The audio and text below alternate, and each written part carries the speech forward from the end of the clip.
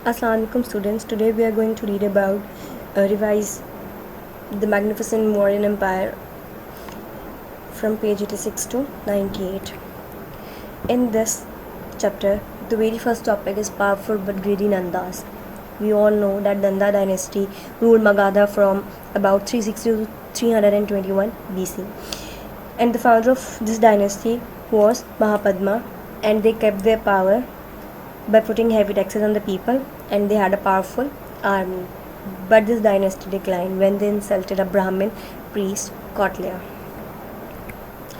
After that, a new dynasty begins in that area, and it was the Mauryan dynasty.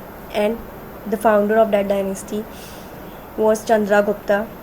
Some people says that he was the son of a noble warrior, while others story says that he brought up in a village of peacock trainers. When he was a young man, he met Alexander in 326 BC in Punjab, and inspired by his clever ideas, military skills. And he was trained by that Brahmin priest Kautilya, and that priest also became the advisor of Chandragupta.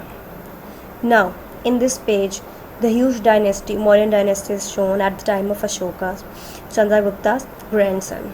And in this map, the major battle of Kalinga is shown, as well as the capital of Magadha, Pataliputra, and the Bactrian Greek kingdom in north, and in northwest, the Seleucid Greek empire is shown. Now, Chandragupta begins to build his empire, and the defeat of Seleucus. As we all know that after the death of Alexander, the Seleucus had taken over the control of the lands to east, including Indus Valley and Taxila, and left some Greek troops in Taxila to help Porus. But Chandragupta, with the help of his small army, drove Greek troops from the area and took the city from Porus. And after that, he also conquered the Magadha and captured the Magadha by making the friends with the rulers of surrounding areas of Magadha. When Seleucus heard about the rise and the conquest of Chandragupta, he did not like, and he threatened him to retake the area. But Chandragupta sent his army to take the Indus region from Seleucus and drove him out. And at the end, they both became friends, and they had a bargain in which Seleucus gave her daughter as a bride to Chandragupta, and Chandragupta gave Seleucus 500 war elephants.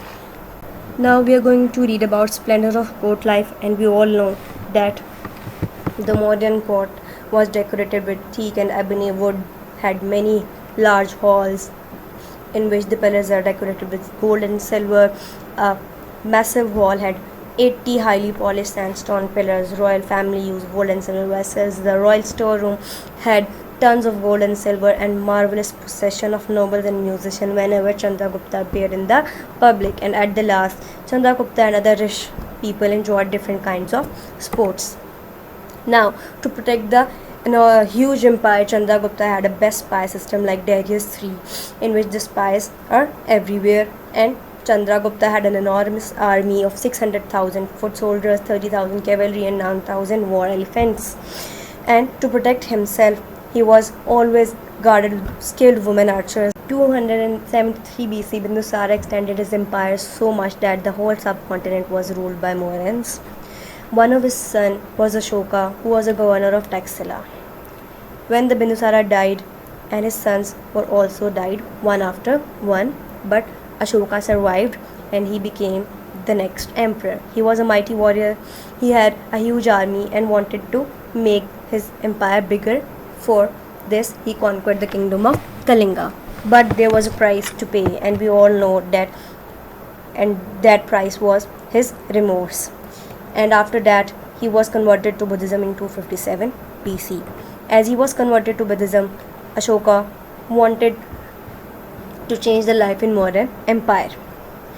For this, he tried to spread peace, harmony by practicing dharma, means religious duties or universal laws. Ashoka's dharma meant he used his power to make life better for his people. He also tried to change the way people thought and lived, as well as to spread his own ideas. He carved his sayings on cliffs, rocks, and pillars, and these are called edicts.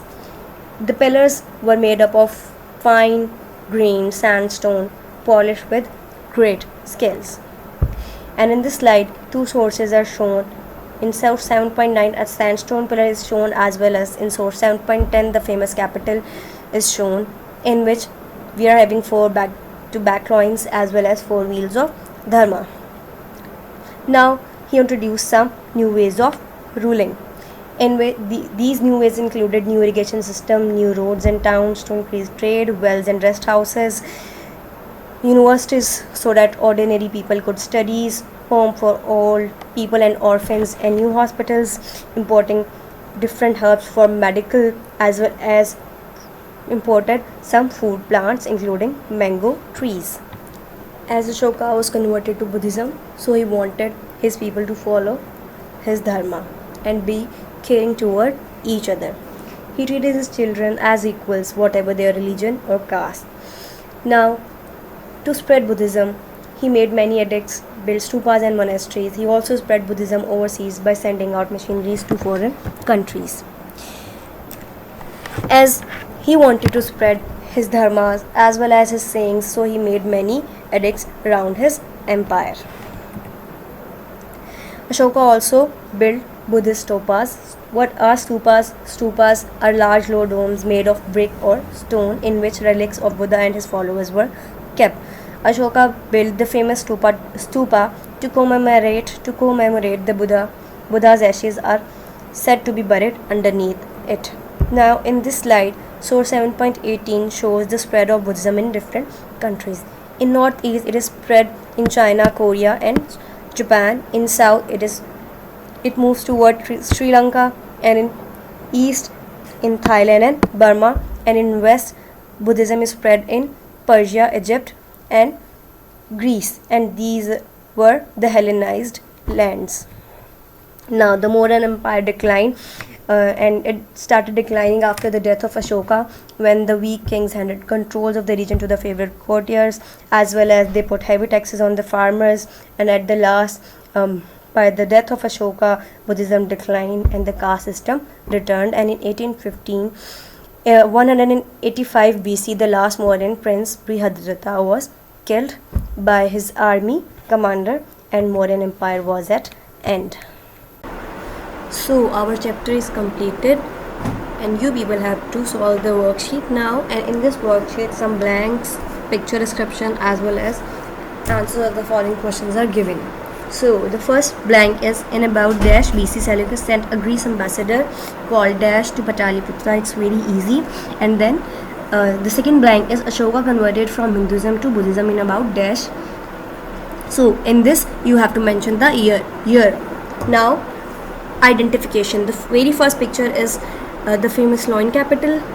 Second picture is the foot carving of the Buddha, and the third one is the greatest stupa made by Ashoka. Now the first question is, for how many years did Chandragupta rule? We all know that he ruled for almost 24 years.